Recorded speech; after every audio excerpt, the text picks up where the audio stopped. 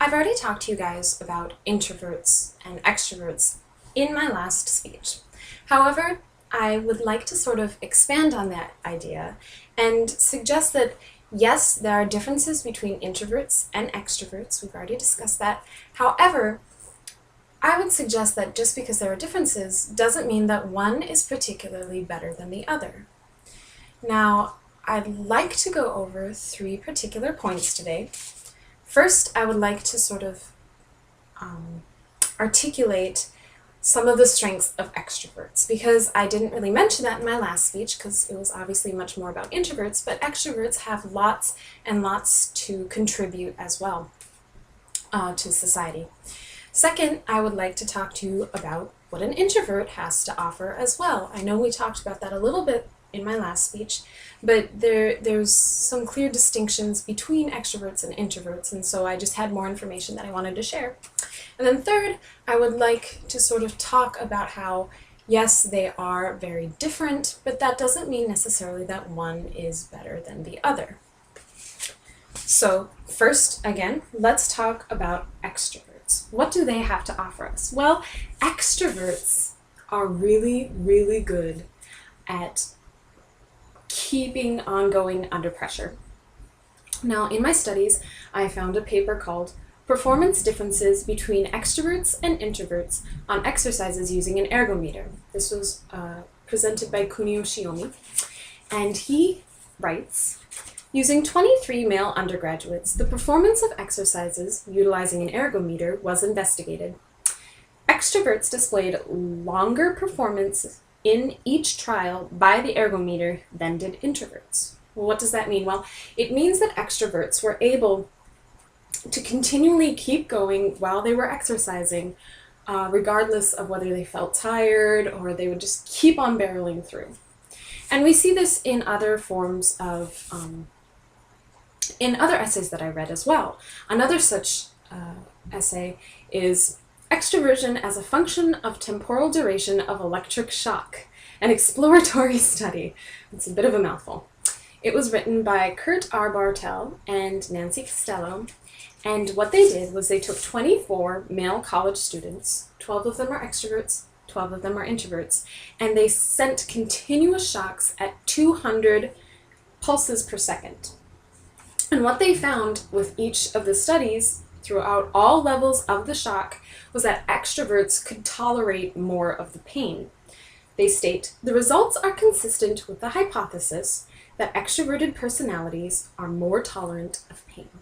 So essentially, they can stand being overstimulated. And of course, if you're in a high pressure sort of situation, you want an individual who can do that, who can perform under pressure.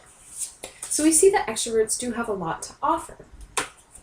Now, introverts are a little different. As we've already stated, they are very overstimulated. They would not do well under pressure like an extrovert. However, introverts also have things to offer as well, as I stated before, but I do have more information that I wanted to share. In a paper by R.D. Francis, which was entitled Introversion and Isolation Tolerance, they write, from the data, the conclusion is drawn that introverts are best able to tolerate various forms of isolation. What does this mean? Well, in my last speech, we talked about how an introvert will often be overstimulated, which an extrovert wouldn't be, and when they feel overstimulated, they kind of take a step back, they find a spot where they won't be overstimulated, and they just spend time with their thoughts.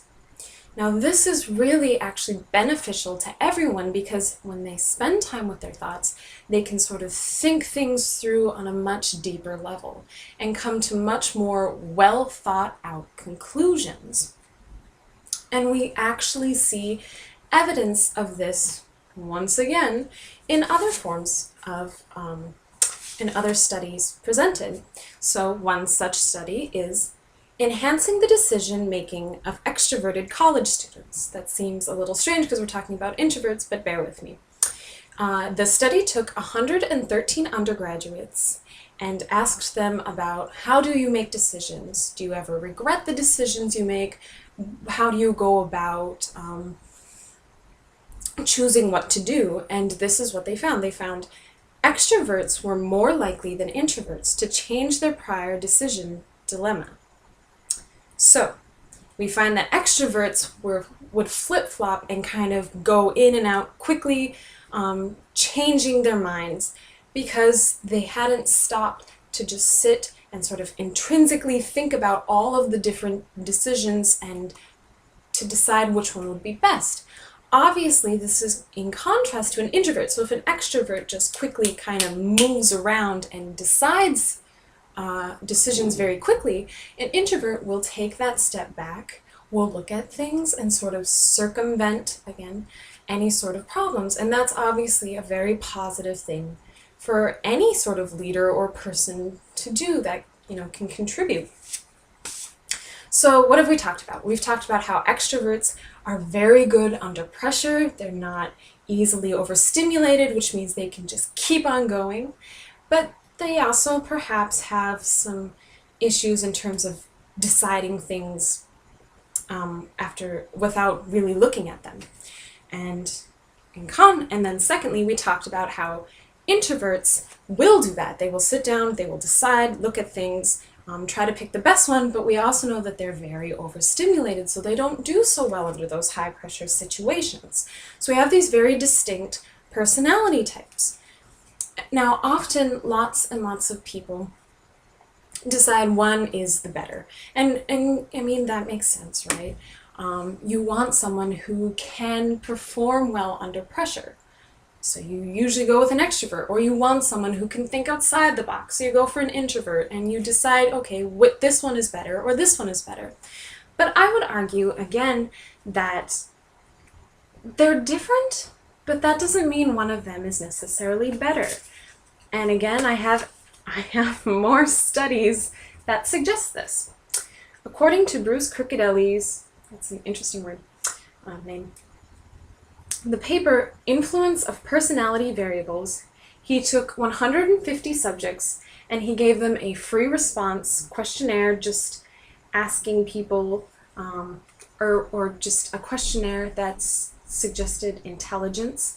And what he found was that both introverts and extroverts actually performed equally well. It did not matter what sort of personality what personality trait you had in terms of how well you performed. And then another study that I found called Introverts and Extroverts Require Different Learning Environments by Ronald Schmeck and Dan Lockhart gives us, I think, what we really, really should take away from this idea of introverts and extroverts, in that just because they're different does not mean that one is better than the other. So they suggest, I'm just going to quote, "The extroverted child should profit from multimedia presentation with sound, bright colors, and frequent changes in topic. The introverted student would profit from repeated emphasis on the main topic of the presentation with as little unnecessary distraction as possible." So they make these very clear, distinct personality traits and what could best be utilized for each of them, but they do not show any sort of favoritism, right? They just suggest that one prefers to be overstimulated and one prefers to be sort of straightforward and to the point. And that's what I most want to get across today, is that introverts and extroverts, although they are very different, does not mean that one has to be better than the other. So hopefully, by noting these differences, we can see that there are strengths with both of them. We can see that an extrovert would do well under pressure, and we see that an introvert would do well in advising, perhaps, that extrovert. We can recognize that if we work together, we can go and do whatever we want, frankly. Rather than making this a competition, we can instead make it a collaboration. I guess that's it. So thank you for your time, and I hope you have a pleasant day.